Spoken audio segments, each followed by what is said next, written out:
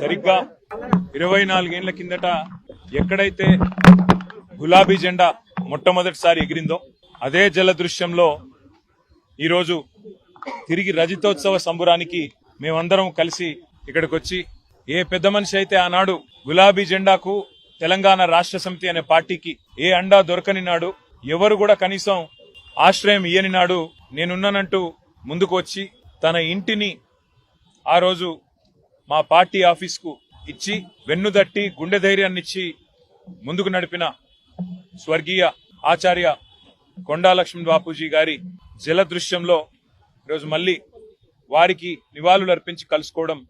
గొప్పగా ఉంది, సంతోషంగా ఉంది. పెద్దలు కొండా లక్ష్మణ్ బాపూజీ గారు గాని, స్వర్గీయ ఆచార్య కొత్తపల్లి జయశంకర్ గారు గాని ఈ ఉద్యమానికి,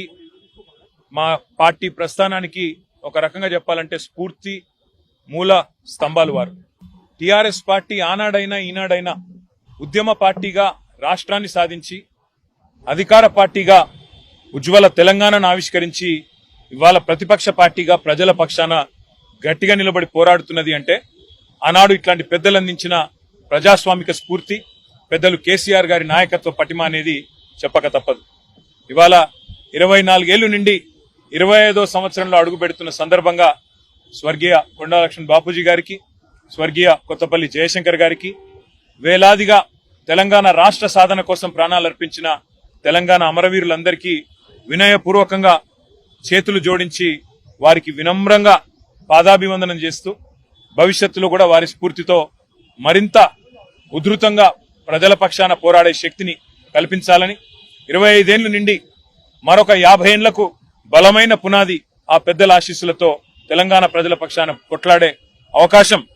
మాకు రావాలని మనస్ఫూర్తిగా